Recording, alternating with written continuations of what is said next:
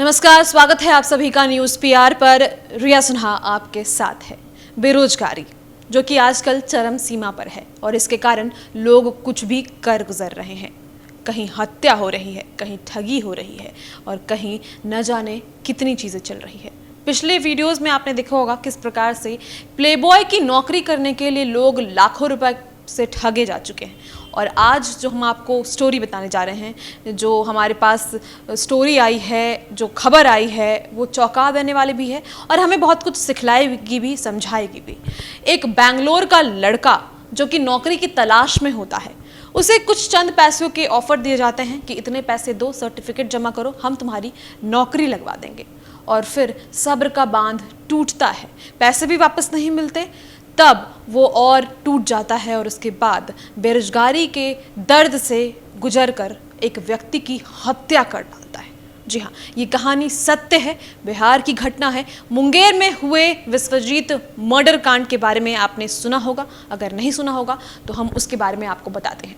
दरअसल मुंगेर में 2-3 दिन पहले एक व्यक्ति की निर्मम हत्या कर दी गई थी, जिसका नाम था विश्वजीत सिंह। जी हाँ, उसकी निर्मम हत्या की गई थी गला रेत कर, और जिसने किया था, जिसके ऊपर यह शंका थी, उसका नाम था राजेश कुमार। लेकिन उस अभ्यर्थी ने ऐसे ही उसकी हत्या नहीं की, उसके पीछे की भी एक कहानी है।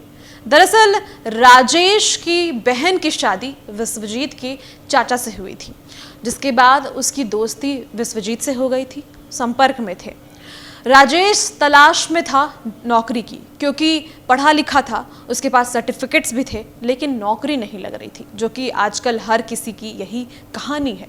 नौकरी नहीं लग रही थी और इस बात की चर्चा उसने विश्वजीत के सामने की थी। विश्वजीत ने उसे दिलासा दिया कि तुम रुपये जमा करो, मेरे पास कुछ पैसे दो, हम पैसों पर तुम्हारी जॉब करवा देंगे। सर्टिफिकेट्स भी उसने ले लिए थे। 12 लाख रुपए की कीमत विश्वजीत को राजेश ने दे दी थी। राजेश ने खुद ही बताया कि मैंने अपनी सारी जमा पूंजी उसे दे दी थी। मैं बेरोजगार था, मेरे सर्टिफिकेट्स भी उसके पास थे। कई बार मैं उसे सर्टिफिकेट्स भी मांगता था, वो मुझे सर्टिफिकेट भी नहीं दे रहा था, ना ही मेरे पैसे लौटा रहा था, जिसके कारण से मुझे जो है कहीं और जॉब भी नहीं लग रहा था, क्योंकि मेरे पास सर्टिफिकेट्स ही नहीं थे और बेरोजगारी के तले में दबता जा रहा था और घर का गुजारा भी नहीं हो पा रहा था। बस इसी वजह से मैंने उसकी हत्या कर दी। आपको बता दें, राजेश बैंगलोर से पटना आता है और वो भी फ्लाइट से पटना आता है, और उसके बाद पटना से बाय रोड वो जो इलाका है खड़गपुर, मुंगेर का वो इलाका है, वहाँ जाकर उसकी हत्या कर देता है गला रेत कर, और इसको अंजाम देकर वो वापस बैंगलोर फ्लाइट से लौट जाता है।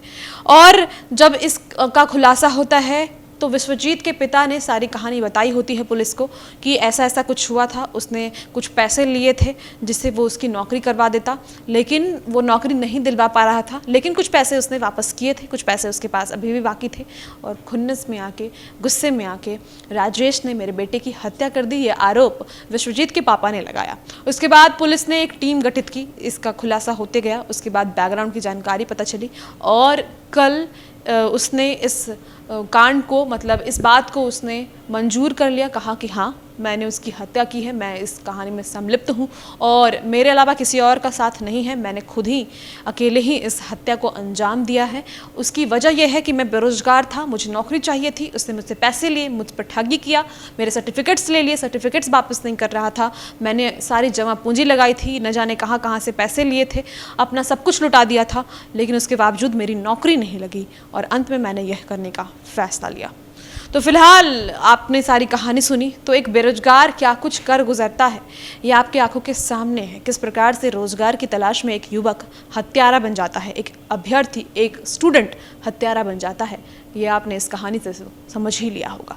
फिलहाल इस कहानी में इतना ही, और भी खबरों के लिए न्यूज़ पीआर के साथ बने रहें। शुक्रिया।